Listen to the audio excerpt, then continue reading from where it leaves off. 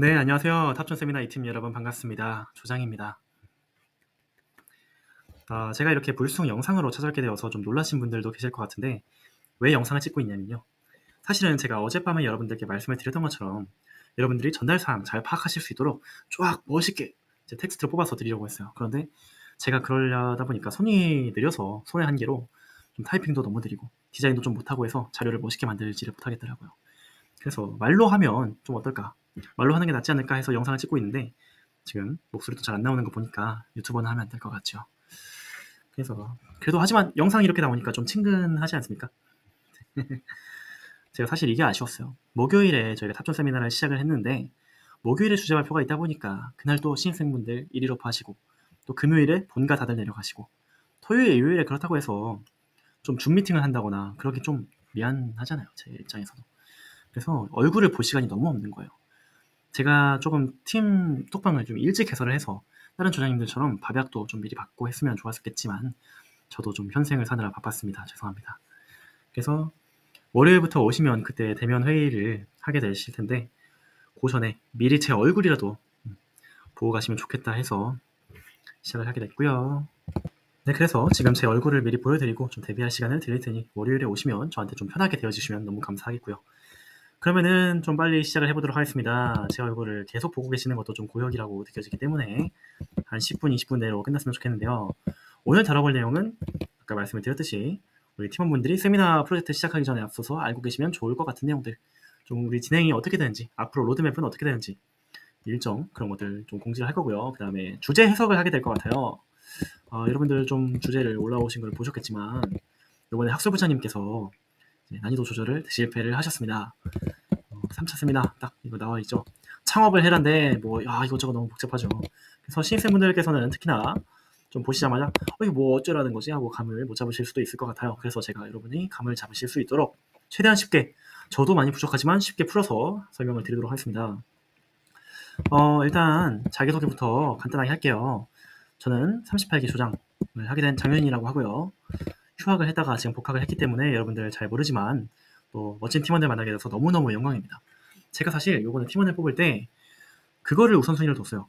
막 엄청 잘하는 사람들만 뽑아야지 이런 건 아니었고 조금 저랑 말씀을 많이 안 나눠보신 분들, 그리고 좀 접점이 없었던 분들을 위주로 뽑아야겠다. 왜냐면 내년에도 제가 학교를 다니게 될 텐데 그러면 지금 신입생분들과 재학생분들 계속 뵙게 될 텐데 이 프로젝트를 통해서라도 좀 친해지고 그래야겠다. 그게 목적이 있었는데요. 근데 뽑고 나니까 조장분들이, 다른 조장님들이 좀 질투를 하시더라고요. 왜 이렇게 엘리트만 데려가냐. 저는 몰랐어요. 저는 그렇게까지는 몰랐습니다. 잘하시는 건 알았지만 근데 이제 정말 잘하시는 팀원분들이 계시다고, 엘리트 팀원분들이 계시다고 하니 저도 리더로서 팀원분들에 부응할 수 있도록 저도 빨리 성장하고 따라가도록 하겠습니다. 네, 노력하겠습니다. 그리고 말씀하셨듯이 저는 굉장히 만만하니까 편하게 세미나 진행하시면서 말 걸고 시비도 터지고 해주십시오. 노력을 기울이겠고요. 이번 프로젝트가 이렇게 진행이 될 것 같아요. 톡방이 2개가 있습니다. 일단 전체 톡방, 여러분이 모두 들어가 계신 톡방이 있고요. 그 다음에 신입생분들은 이제 이런 톡방이 있는지도 잘 모르셨을 텐데 멘토 톡방이 있습니다. 이거는 고문분들과 재학생분들이 포함된 그런 톡방이고요. 일단 전체 톡방에는 전체 대상으로 제가 어떤 공지사항이나 전달할 사항이 있을 때 그걸 올리는 역할을 하게 될 거예요. 예를 들어서 회의 일시와 장소라고 나와 있죠. 이게 세미나를 많이 해보셨으니까 아시겠지만 회의 일시가 장소가 좀 바뀔 수가 있어요. 맨날 우리가 항상 동방이라든지 어떤 경영관 라운지라든지 고정된 회의 장소가 있으면 너무 좋겠지만 동방도 각 조마다 좀 돌아가면서 써야 되고 그렇기 때문에, 그리고 요번에 논술고사 있죠, 주말에.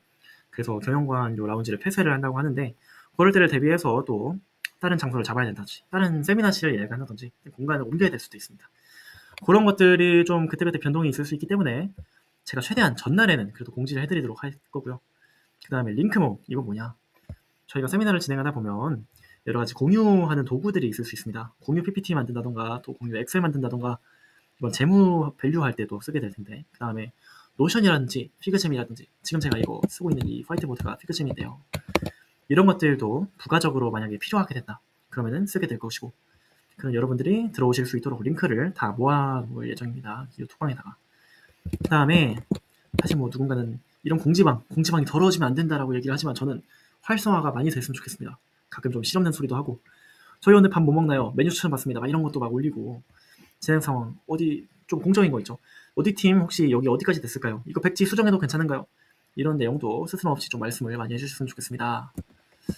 그리고 멘토 톡방에서는 구원분들과 재학생분들 계시다고 얘기를 드렸는데, 네, 요번에 세미나가 굉장히 복잡해요. 주제가 복잡하다 보니까 개인의 역량으로 되는 부분이 아니고 좀 팀을 소그룹으로 나눠가지고 각자 제가 일을, 어떤 팀은 어떤 일 하고 어떤 팀은 언제까지 어떤 일 하고 위임을 하게 될 것 같습니다.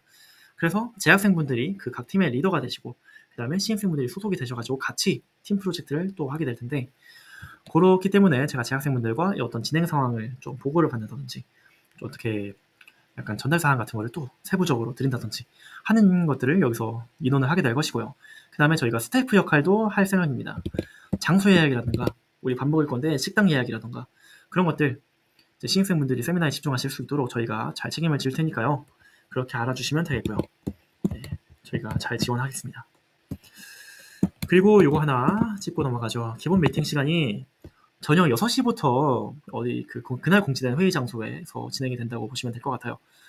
6시부터 한 10시에서 11시 정도 신입생분들 막차 그리고 팀원분들 막차 있으신 때까지 진행을 하게 될 텐데, 사실 이미 2번 해보셨으니까 아시겠죠. 재학생분들은 당연히 아실 거고 이 시간이라는 게 변동이 심합니다.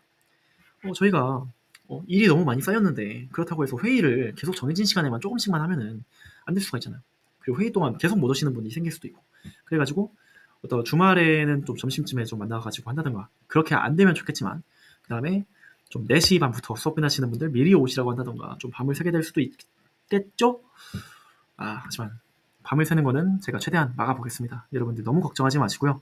그런 사태가 발생하지 않도록 최선을 다할 테니까 그렇게만 알아주시면 되겠습니다. 일단 기본 미팅 시간은 6시부터다. 그래서 이때까지 정해진 회의장으로 오시면 됩니다. 기본적으로는 필참인데 못 오시는 분들, 그날 일정이 있어서 못 오시는 분들 저한테 일일이 다 얘기 안 하셔도 괜찮아요. 이제 제 설문을 통해서 제가 어떤 분은 이때 알바가 있으시고 어떤 분은 이때 일정이 있으시고 하다는 걸 다 파악을 했습니다. 근데 갑자기 일정이 생겼다 원래 없었는데 그거는 저한테 개인적으로 얘기를 주시면 되고요. 그래서 6시에 모이고 도마에서 각자 피자를 시켜 먹든가 할 텐데, 각자 식사를 하고 오시는 경우에는 또 7시부터 아마 하게 될 것 같습니다. 그리고 공지 시간이 있습니다. 제가 요 영상도 아마 오전 9시에 올릴 예정인데 그날 빠지시는 분들이 있을 수 있잖아요. 회의를 계속 하면은. 근데 진행 상황을 공유를 해야 되니까 그 다음날 오전 9시까지 제가 회의록 같은 거를 좀 추려서 올려드릴 거예요.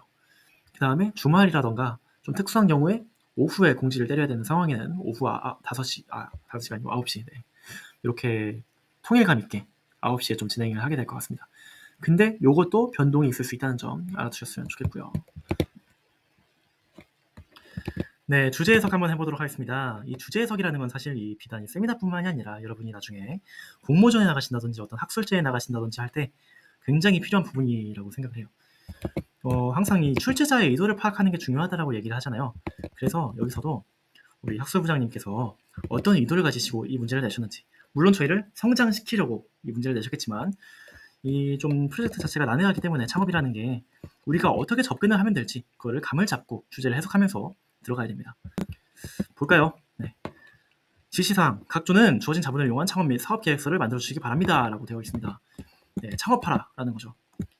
보시죠. 세미나 주제는 창업해라. 사업 계획서를 작성하고 피칭까지 맞춰라 라는 거고요. 스타트업을 하자는 거예요. 그냥 이제. 근데 중요한 것이 이제 아래 평가 요소의 합을 1.2 이상으로 만드는 것이다 라고 주의사항을 달아주셨죠.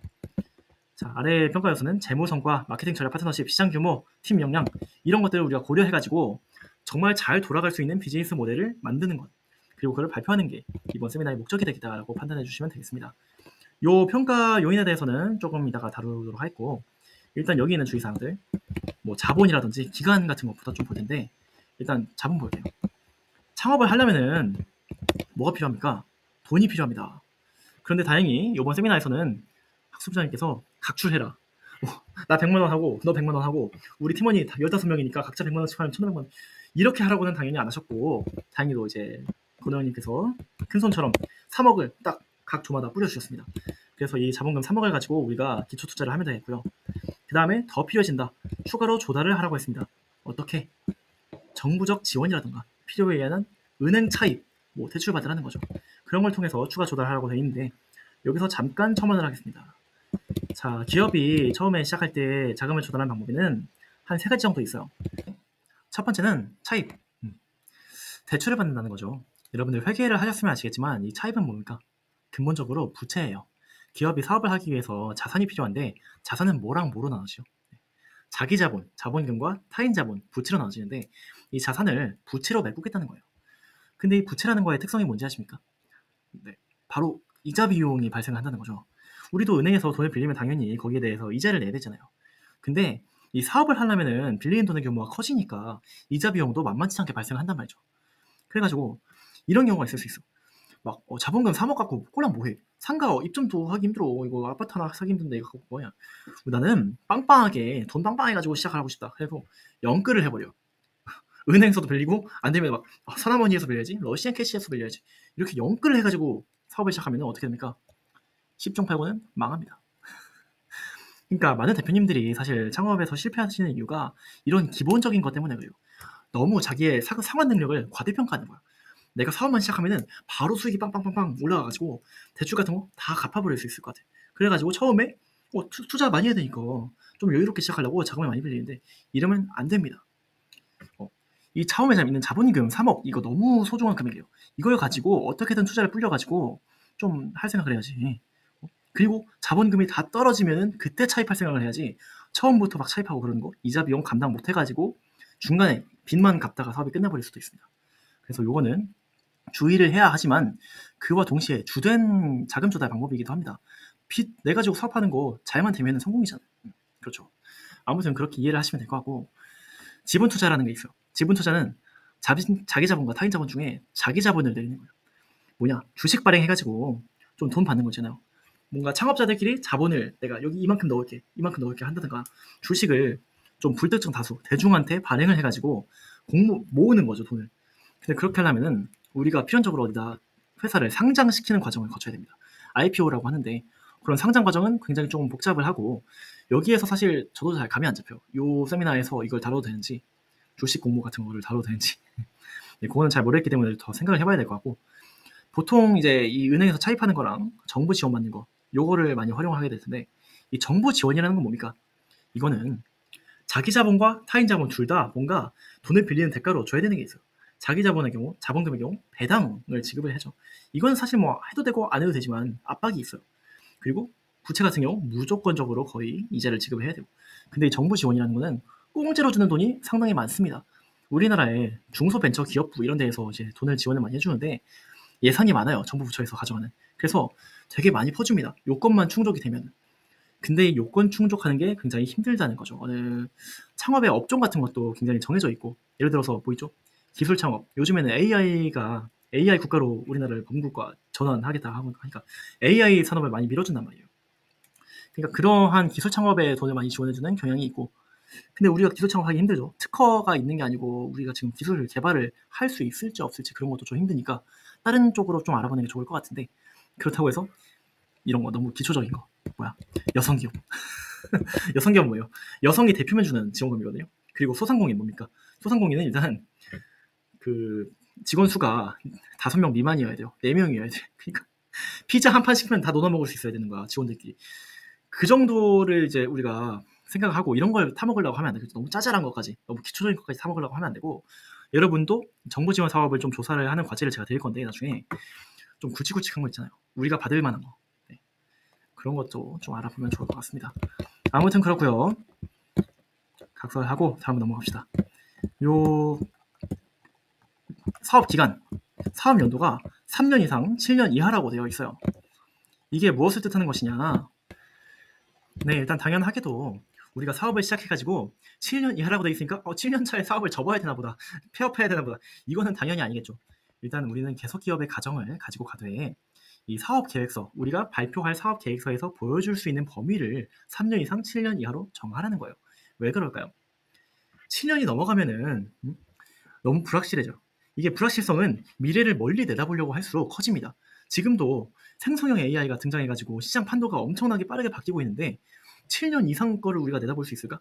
처음에 엔비디아도 사업 계획서를 하고 스타트업을 시작을 했을 거 아니에요. 엔비디아도 지금처럼 성장할 거를 예상을 했을까요? 몇십 년 뒤에? 그거 아니란 말이죠.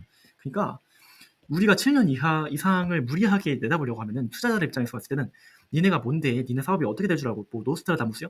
그러니까 너무 설득력이 떨어져서 비약이라고 여겨질 수가 있는 거예요. 그래가지고 보통 이제 7년 이하로 잡고, 근데 또 왜 3년 이상이어야 되냐? 당연하지. 처음에 창업해가지고 1년, 2년 됐을 때 수익이 나는 게 상대적으로 너무 힘들어요. 처음에 초기 투자가 막 마이너스가 찍힐 거 아니야.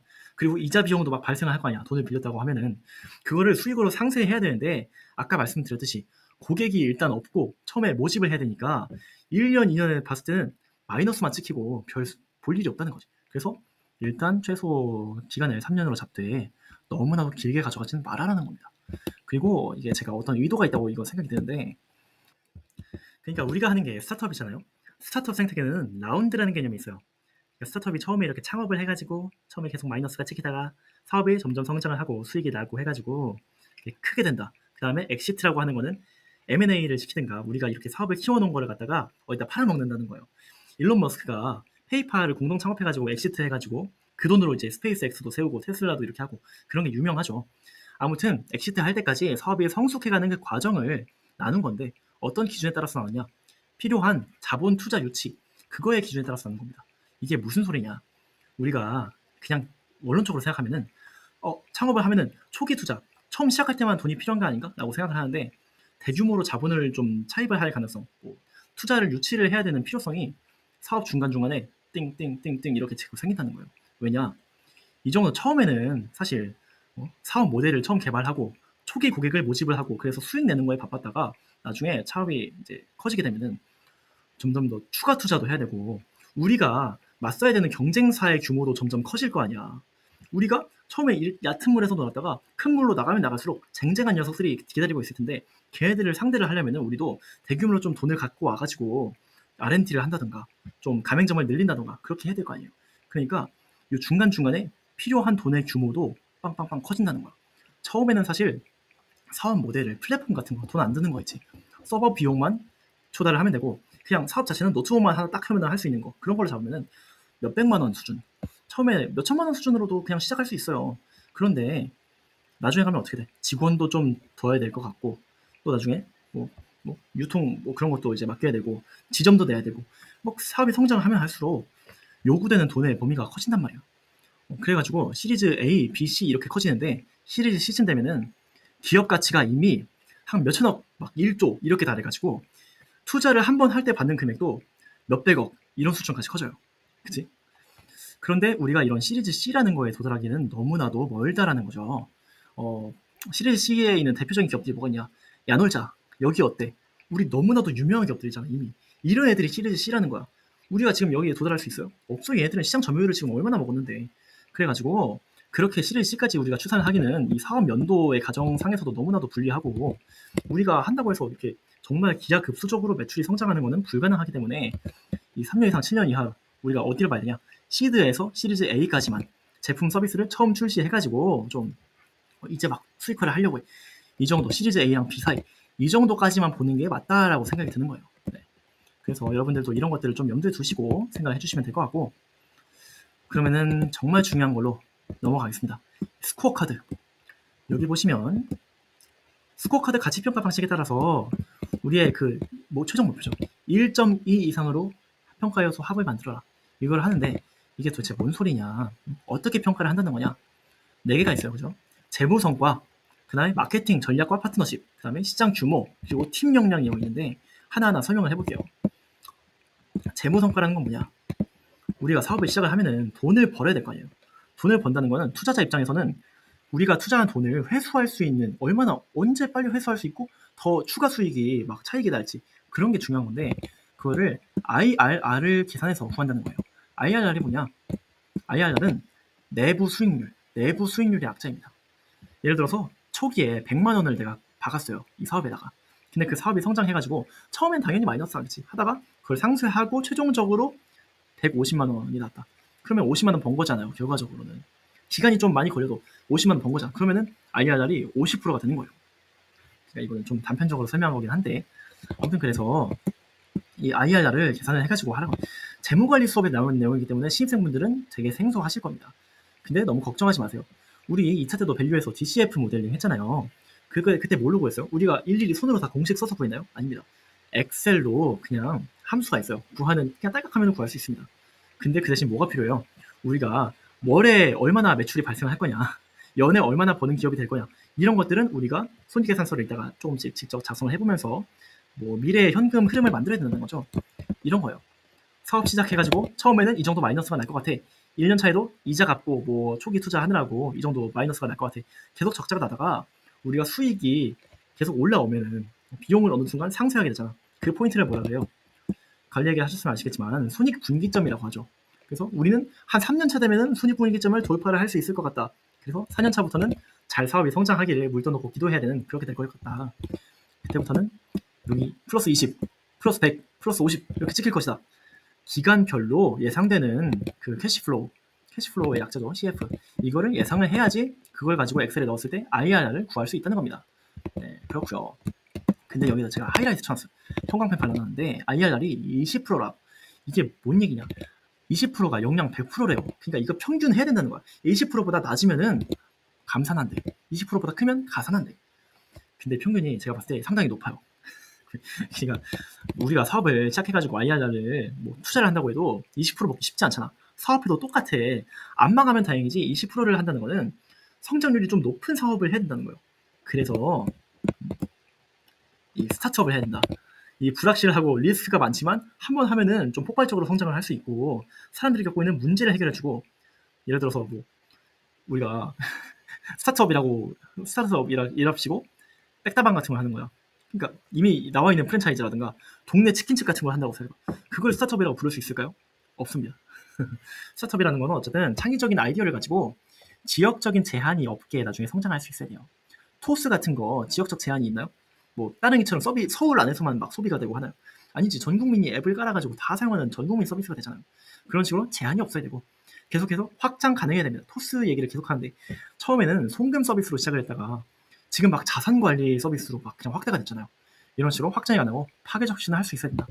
그래서 스타트업을 원하시는 것 같다라고 제가 생각을 하고, 그러면 또 어떻게 됐어요? 돈이 많이 필요하니까 돈이 없는 상태에서 시작하는 게 스타트업이니까 정부 지원 사업 많이 찾아봐야 될 것 같다. 고동형이 여기다 초점을 좀 맞추는 것 같다라고 제가 한번 해보고요. 다음은 마케팅 전략입니다. 네, 마케팅은 왜 해야 될까요? 이유는 간단합니다. 마케팅을 풀어보면은 마켓 플러스 ING예요. 그죠? 시장 활동을 한다는 거죠.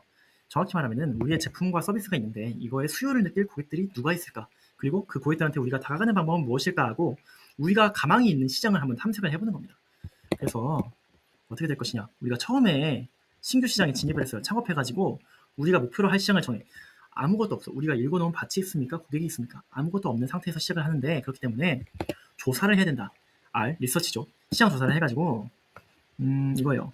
STP 전략, MM, 마케팅 믹스 이런 거 아마 탑존 조장 특강에서도 배우셨을 텐데 대충 말하면 이런 거죠. 전체 시장을 연령별로 분류를 한다고 쳐보는 거예요. 10대, 20대, 30대, 40대에서 50대, 60대 이상 이런 식으로 분류를 해서 우리의 창업 아이템이 만약에 감성 카페라 쳐보자고. 그러면은 이 감성 카페 수요를 느낄 주 고객층이 누가 될까요? 물론 10대들도 많이 올 수도 있겠지만 소비력을 갖추고 제일 많이 올 고객층들은 아마 20대, 30대가 되겠죠. 그래서 이렇게 나눠놓는 걸 세그멘테이션이라고 하고요. 이렇게 우리가 주력 시장, 제일 잘 서비스할 수 있는 시장을 고르는 것을 타겟팅, T라고 합니다.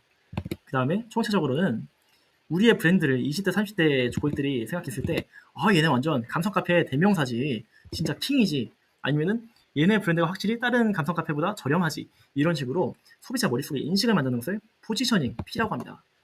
이런 전략들을 사용할 수 있고, 그것들을 위해서 마케팅 믹스 한번 보셨죠? 뭐 제품, 가격, 뭐 유통, 뭐 이거 장수라고 보기도 하고, 그 다음에 프로모션, 촉진이죠. 그런 것들을 어떻게 조합을 해서 고객들한테 어필할 것인지 구상하는 전략 수준의 마케팅 활동이 필요할 것이고, 사실 액션 아이템까지 구체적으로 들어갈 수도 있는데 이거는 광고, 캠페인, 프로모션처럼 정말 우리가 구체적으로 어떻게 할 것인지 이제 도출하는 건데, 요거까지는 안 갈 것 같아요. 아마 이번 세미나에서는 이런 것까지 하면 너무 투머치고 우리는 마케팅 동아리는 아니니까. 그래서 어쨌든 간에 처음 시장에 진입하는 것이기 때문에 진입하는 전략을 GTM이라고 하는 고투마켓이라고 하는데, 요거를 어떻게 하면 좋을지 우리 제품과 서비스의 차별점을 생각해서 생각을 해줘야겠죠. 그 다음에 마케팅하고 아까 묶여있던 거 있었어요. 파트너십입니다. 파트너십이라는 건 뭐예요? 협력을 맺는다는 거죠. 근데 요거는 우리의 단순한 공급업체라던가 뭐 가치사슬 상에 위치한 누군가가 될 수도 있지만 우리에게 정말 필요한 어떤 핵심 기술이나 제공해주는 그런 것들이 될 수도 있죠.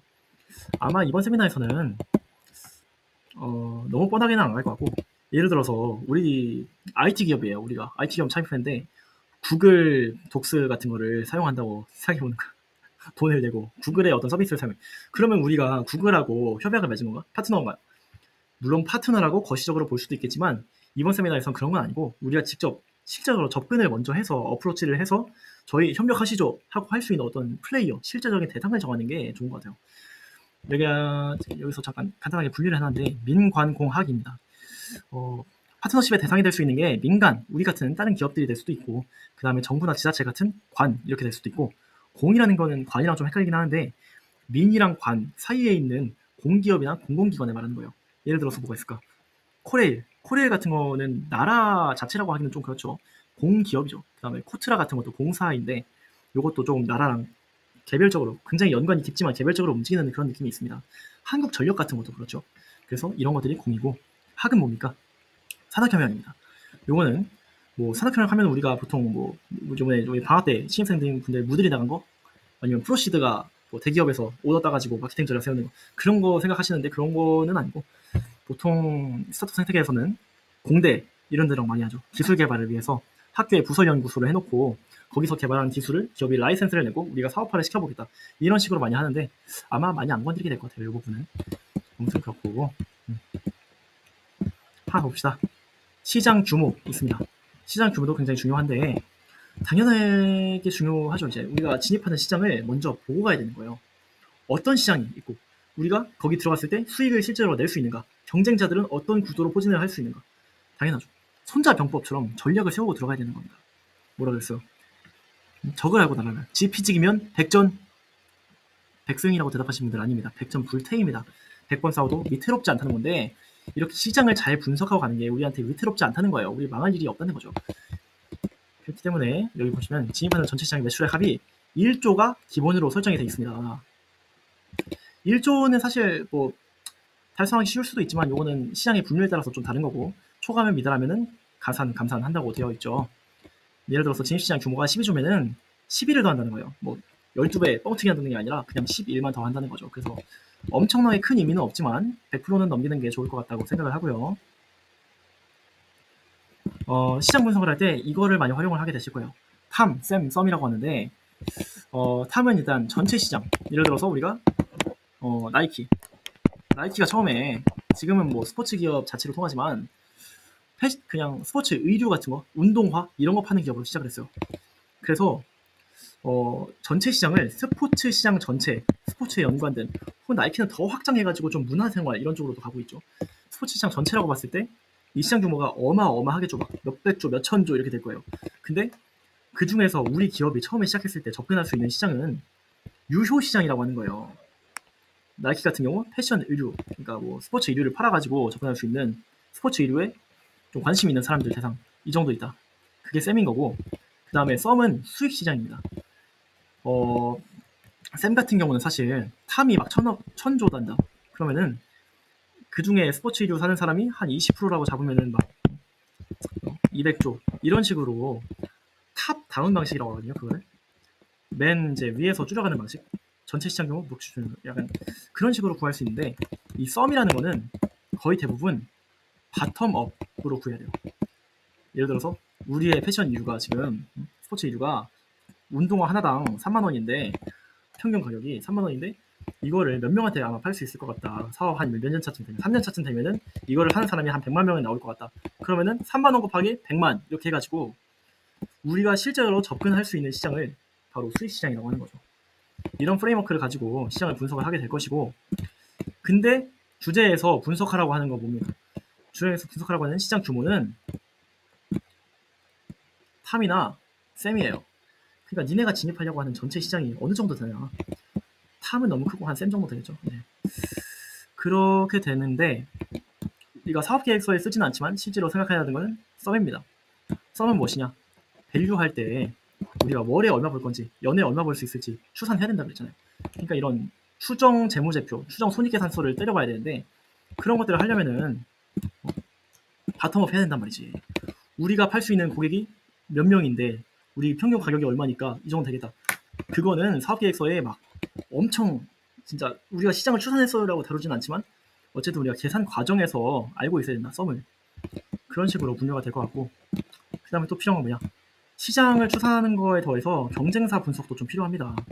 이 시장에서 우리가 잘 플레이를 할 수 있냐 없냐를 좀 감안을 해보려면은 경쟁사들, 우리랑 덩치가 비슷한 애도 있을 수 있고 우리보다 좀 엄청 큰 먼저 진입을 해가지고 시장 점유율을 많이 먹고 있는 친구들도 있을 수 있는데 걔들은 어떻게 했길래 그렇게 성장했나, 그리고 또 우리랑 덩치가 비슷한 조그만 애들은 어떻게 성장을 해나가고 있냐, 그거를 보고 벤치마킹을 해서 논리 구조를 짤 수가 있기 때문이죠.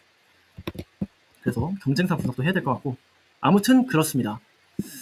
그래서 우리가 이런 것들을 모두 고려를 해서 1.2 이상으로 만들면 되는데 뭐라고 되어 있습니까? 합쳐서 1점이 넘기는 게 최소 기준이고 무조건 높다고 우승하는 건 아니라고 되어 있어요. 당연하죠.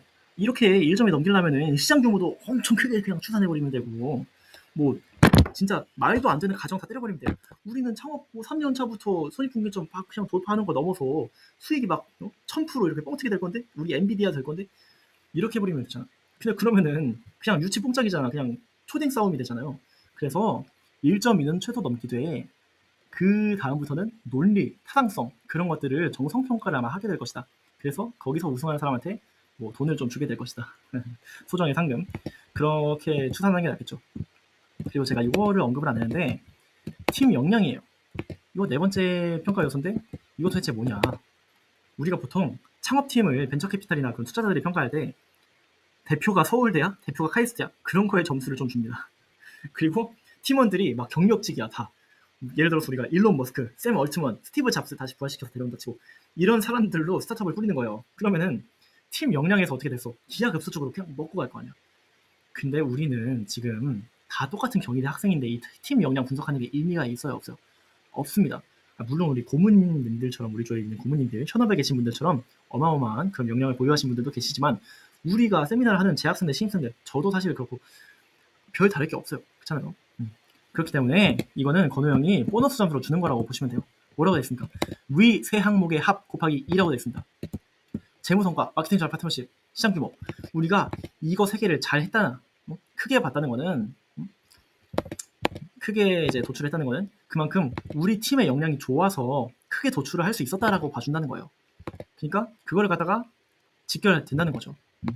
그래서 이건 보너스 점수처럼 주어지는 거라고 보시면 될 것 같고, 아마 그렇게 진행을 하게 될 것 같습니다. 그래서 우리가 이 보통 이제 재무, 전략, 시장 이렇게 나눠서 프로젝트를 진행하게 될 것 같은데 팀을 나눠 드릴 거예요. 이제 오늘 과제를 드리고 또 재학생 1명에다가 1명씩 그리고 신입생 한 3명씩 이렇게 나눠가지고 팀을 나눠 드릴 테니까 그때부터 이제 각자 작업을 제가 공지를 하면은 해주시면 될 것 같고, 네, 그러면은 여기서 주제 해석 마무리하고, 지금 너무 길었습니다. 죄송합니다. 좀 마무리로 넘어갈게요. 일정 간단하게 소개드리고 마치도록 하겠습니다. 자, 사전 설명회를 오늘 했죠. 사실 토요일에 한 거긴 한데 이 영상 올라가시면 여러분들이 보실 거 아니에요. 그래서 이렇게 했고, 토요일부터 일요일까지 제가 오전에 과제를 올려드릴 테니까 그거에 따라서 주말 동안 과제를 수행을 해주시면 됩니다. 보통 이런 느낌으로 나올 것 같아요. 이제 여러분께 다 조사하실 영역을 좀 정해드리고 낭비를 막기 위해서, 그리고 그거를 대면 회의 때 브리핑할 수 있게 모두가 공통의 지식을 공유하는 게 중요하거든요. 그래서 브리핑할 수 있는 수준으로 디벨롭을 시켜 오셔라 라고 부탁을 드리게 될 것 같습니다. 성실히 수행해 주시면 너무 감사하겠고요. 그래서 대면 회의를 월요일에 할 거예요. 킥오프 미팅 할 겁니다. 킥오프는 뭐야? 시작할 때 좀 자기소개도 하고 아이스 브레이킹도 하고 우리가 어떻게 이제 프로젝트를 끌어나갈 것인지 하는 건데 그거 하시게 될 것이고, 월요일날 저녁부터 못 오시는 분께는 제가 또 따로 회의 공유 드릴 겁니다. 그래서 이때 각자 해온 자료 조사 해온 것들 과제 브리핑하고 또 계획을 수립할 겁니다. 앞으로의 계획. 그 다음에 창업 아이템을 우리가 뭘로 가져갈 것인가에 대한 고민도 화요일까지 쭉 하게 될 거예요. 그죠? 그리고 한 수요일 정도에는 비즈니스 모델, 우리가 뭘로 창업할 것인지 정해보는 게 좋다라고 생각을 했습니다. 시간이 좀 촉박하기 때문에. 그래서 수요일에는 좀 선정이 됐으면 좋겠고, 그것은 뭐예요? 리서치를 다시 한번 해야 됩니다. 선정이 됐으면은 이게 정말 타당한가? 정말 우리가 들고 갔을 때 딱 비즈니스 모델 수익이 창출이 계속 될 수 있고 좀 유망한가? 경쟁자가 너무 세가지고 우리가 힘을 못 쓰지는 않나?